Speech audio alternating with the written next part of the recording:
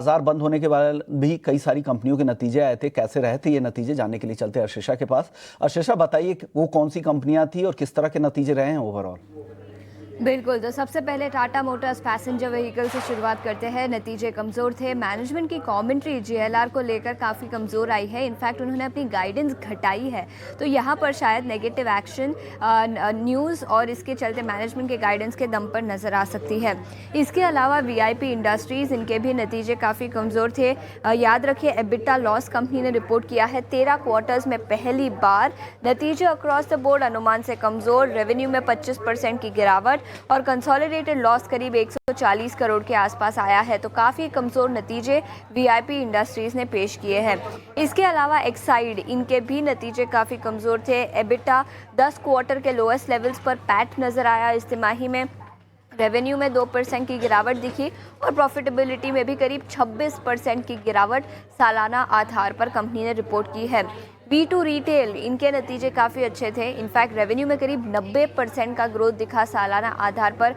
मुनाफे में आती हुई कंपनी नजर आई। 17 करोड़ का मुनाफा कंपनी ने रिपोर्ट किया वर्सेस 2 करोड़ का लॉस जो कंपनी ने same time last year report किया था।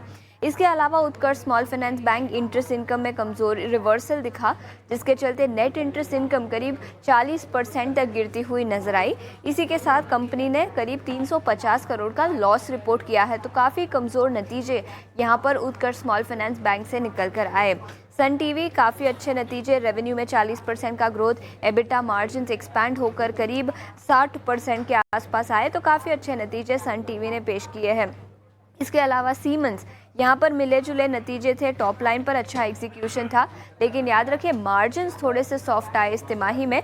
मुनाफे में भी हल्की गिरावट दिखी। हालांकि रेवेन्यू में 16% का ग्रोथ कंपनी ने रिपोर्ट किया। तो कई सारे स्टॉक्स थे जो नतीजों के दम पर आज के सत्र में फोकस में रहेंगे। शुक्रवार को आखिरी दिन था दूसरी तिमाही के नतीजों के सीजन का, तो आज लास्ट डे होगा जब हम अर्निंग्स ट्रैक करेंगे। लेकिन कई सारे कंपनीज जो ब्रॉडर मार्केट से आज नतीजों के दम पर फोकस में रहेंगे। ठीक है, तो तमाम ऐसे स्टॉक्स हैं। नतीजे की लिस्ट लगभग कंप्लीट हो गई है। अब इक्का दुक्का नतीजे आ जाएं तो उसकी बात अलग है। अदरवाइज जो बड़ी कंपनीज हैं उन्होंने सबने अपने नतीजे जारी कर दिए हैं। तो जो नतीजे फोकस में रहेंगे उन पर आगे भी हम चर्चा करेंगे। लेकिन एक खबर आ रही है गेल की ओर से, और 18 और स्वदेश की एक्सक्लूसिव खबर है कि पाइपलाइन का जो लीकेज है उसको ठीक किया जा रहा है। ऐसा गेल की तरफ से स्टेटमेंट आ रहा है। और निश्चित तौर पर उन्होंने ये भी कहा कि पाइपलाइन को खाली करा लिया गया है और लीकेज को फिलहाल ठीक किया जा रहा है। तो ये एक अपडेट है गेल की तरफ से। लेकिन चलिए बाजार की तरफ वापस लौटेंगे और अपने एक्सपर्ट को जोड़ के अब जरा आपके स्ट्रेटजी को बनाते हैं आज के लिए।